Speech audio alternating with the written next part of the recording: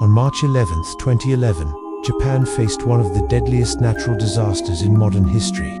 Entire towns along the coast were swallowed by the sea. Families were torn apart in seconds, and in Ishinomaki, one of the hardest hit cities, a schoolyard became a graveyard.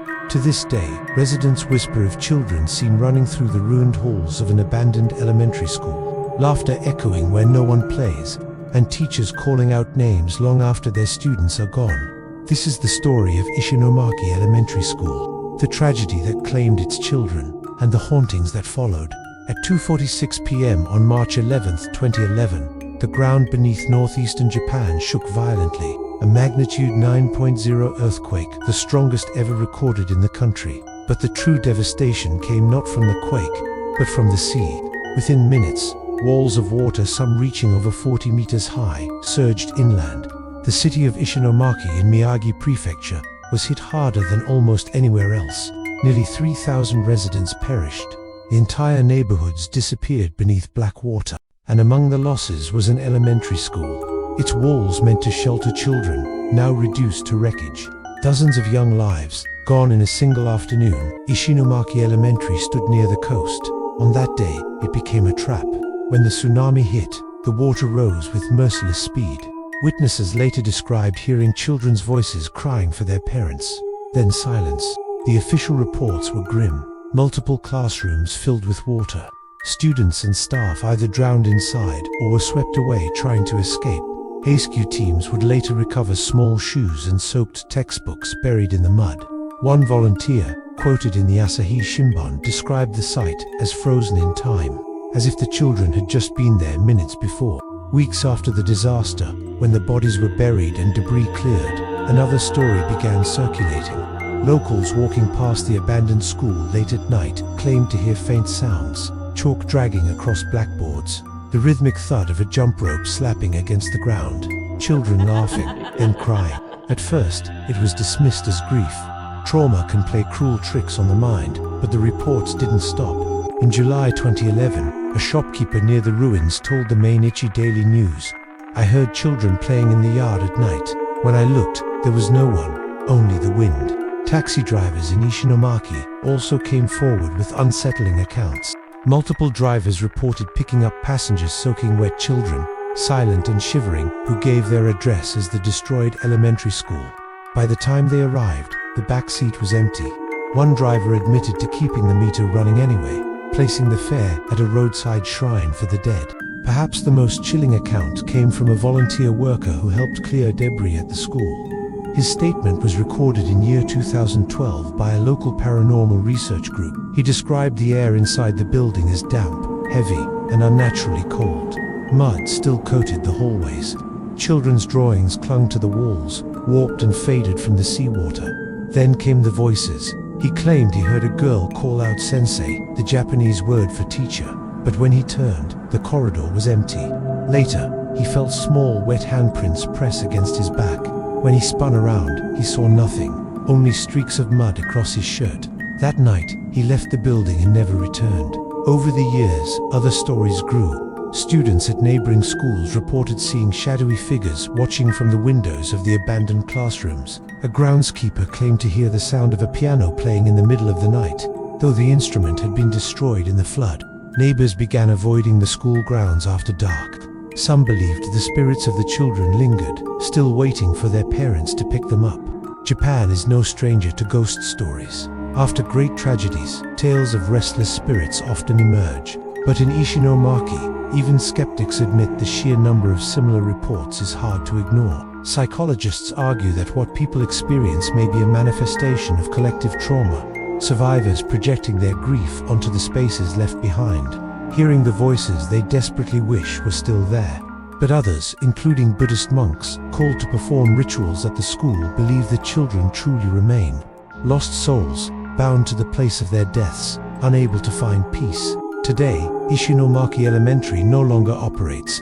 The building stands in ruin, a silent reminder of the disaster.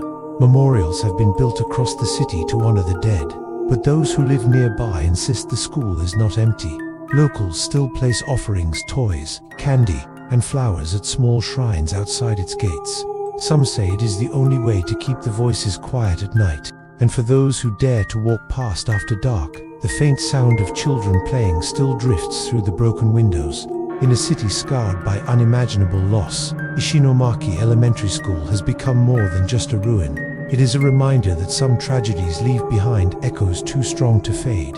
The question remains, are these simply the memories of a grieving community? Or are the children still there, waiting in the classrooms where their lives were cut short?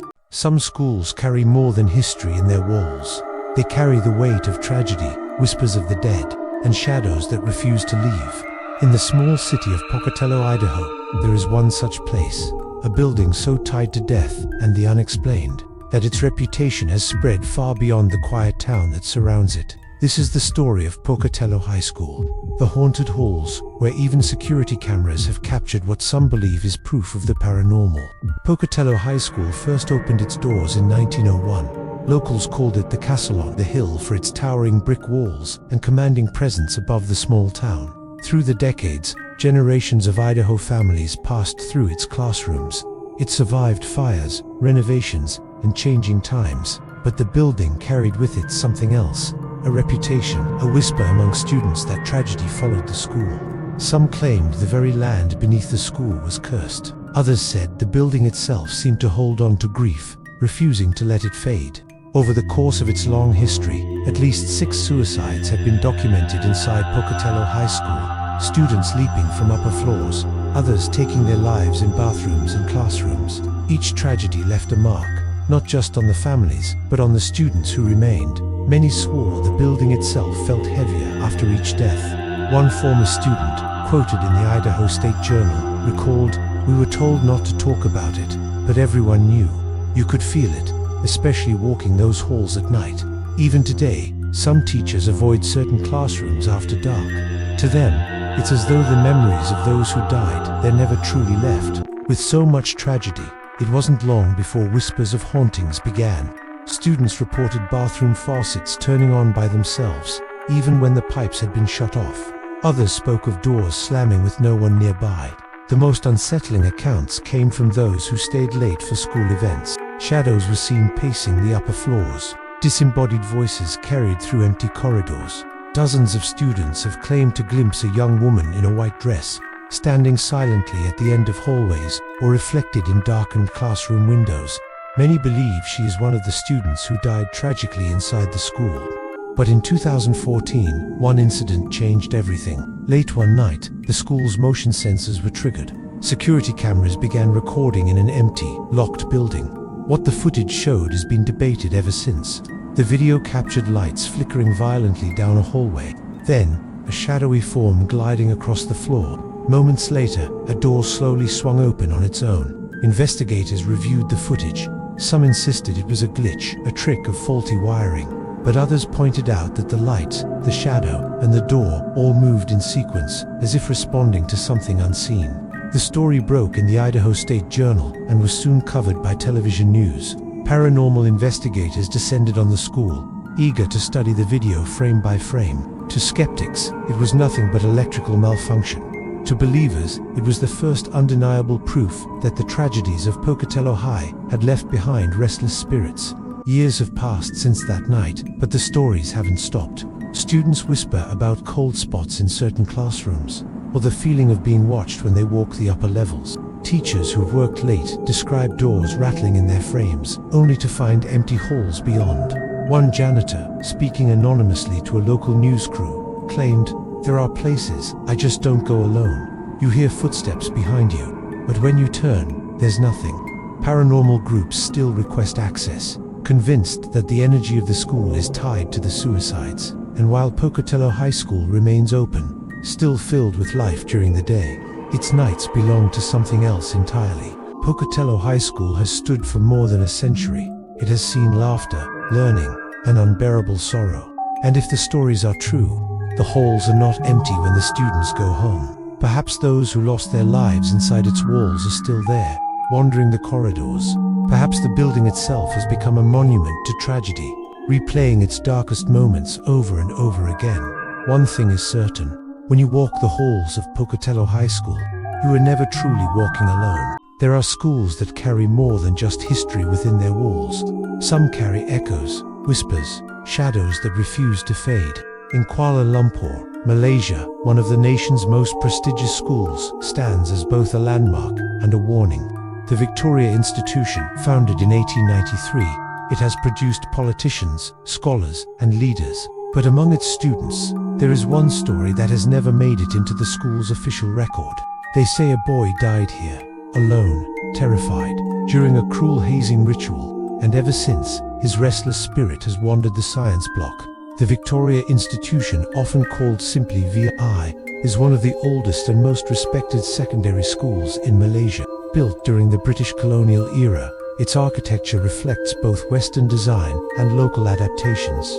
During World War II, when Japan occupied Malaya, the school was seized and used as a military base. Some records suggest it also served as a holding site for prisoners, though official archives remain vague.